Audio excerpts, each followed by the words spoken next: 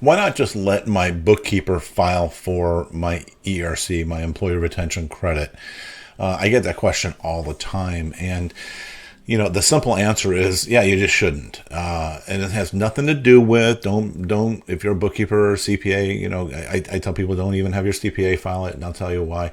But it has nothing to do whether or not you're a good bookkeeper or a good CPA. It has to do with the complexity around ERC filing. When you look at all of the documentation that is involved, we're talking 6,000 pages when you look at all the details behind the CARES Act. When you look at the Consolidated Appropriations Act, you look at all the IRS guidelines and rules and regulations and everything around ERC and PPP, right? Because you have to know both so that you're not overlapping on certain things. And to ask your accountant or your bookkeeper or your accountant to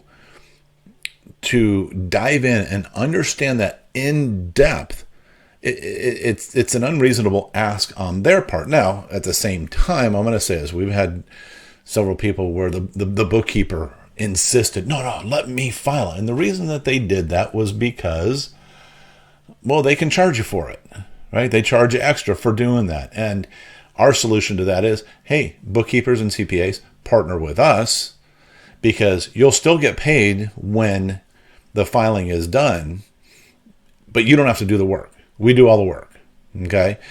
And so understand that, okay? Again, it has nothing to do whether or not you're a good bookkeeper or a bad, or a good CPA or a bad CPA. It has nothing to do with any of that.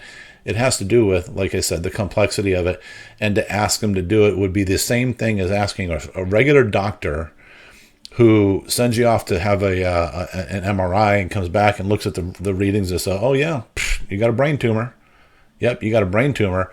I'll see you in the operating room in a week, versus, them sending you off to a brain surgeon that specializes in that type of tumor on that side of the brain, right? Kind of thing, right? Or same thing with a lawyer. You go to jail for something and it's some serious stuff.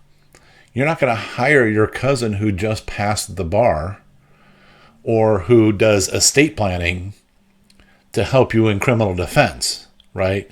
So you got to have that logic behind it. And so what the two risks are that are associated with having your bookkeeper or your CPA file for you when they don't understand the details of ERC is that, number one, you get a whole lot less. You'll get a whole lot less than what is due to you. Okay.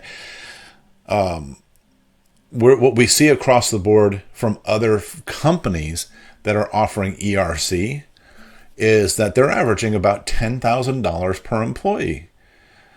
But wait a minute, you're eligible for up to $26,000.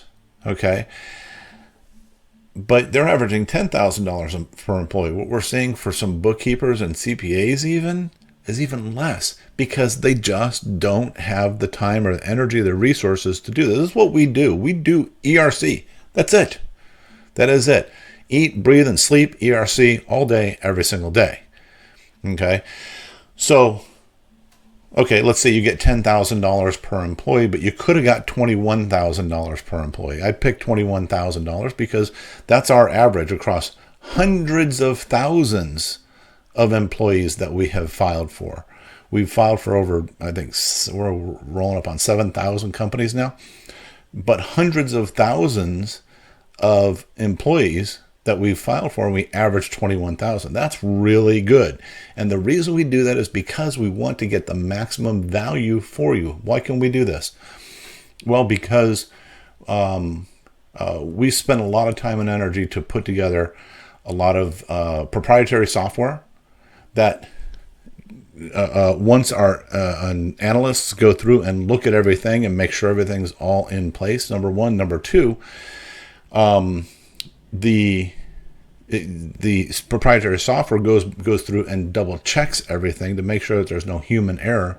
And number three, it's reviewed again by our accountants that understand ERC like the back of their hand, right? To make sure that you're getting everything. But also the other reason we can do this is because we're not trying to cut you short like a lot of companies do right now, where they say, we're only going to qualify you for this much. Why? Because if you qualify for, maybe you qualify for that 21,000, maybe you qualify for the 26,000, right?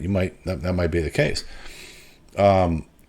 What they'll do is they'll purposely cut you short so that you, when you file, and if you get audited, and they're going to kind of laugh because they're going to go, well, you should have got more money than what you asked for, so we're not going to worry about it, right? On the other hand, if you ask for the maximum dollar amount and you get audited, number one, most of those companies, they're not even going to be around. Number two, they are not going to give you audit protection, and if they do, they're going to charge you a whole lot for it after the fact, right? Where our company, we give 5-year look-back audit protection and all of the audit documentation that you need to be in your file if that were to happen. See, this is one of the other elements behind a good ERC filing, is that you have to do a justification of every single employee. Every single employee, why that employee qualifies for and how much they qualify for ERC funds, right? Every single one. Obviously, the more employees you have, you can imagine that is a big list of justifications. We've had companies where we've had hundreds and hundreds of pages of justifications to go into the file to make sure that if you get audited, they look at the file and they go, oh, no way. Think about this. You got the 87,000 agents that supposedly the IRS is onboarding. They're not doing it to help you make sure that you get more money that you missed out on. No, they're there to be collection agents and take back what they've given out. If they look at a file and they flip open to the justification section, and it has for a 20 or 30 employee company, it has 3 paragraphs, which we've seen, 3 paragraphs of justification, boy, they're going to red flag that file, and they're going to set that aside for audit after the ERC program ends, and they're going to be going after those companies. My opinion. That's my opinion. I can't say that's for sure, but that's my feeling on it. I think that's part of what they're setting up for. On the other hand, when they open one of our files and they go, oh my gosh, there's tens or hundreds of pages of justification in the file, and then they look and see who signed the file and they go, oh yeah, okay, don't even bother, right? Because there's always that company that when they look at it, we know it's good, and they just set it aside. They just set it aside because that's not what they're after. They're after the ones that were filed incorrectly, right? So 2 risks. One, getting the maximum amount that you deserve, and then number 2, preventing audit down the road when things come. And this is why we say, don't have your bookkeeper file your ERC. It might sound like it's going to be, cheaper. It's going to be more costly in the long run, either from the standpoint of how much you lose or how much you lose when you get it audited, right? And then just prevent from getting audited to begin with. So anyways, if we can help you out, we'd love to talk to you. Sometime in the near future, just give us a call, visit erctaxmoney.com, and you can reach out to me in that way. All right, take care.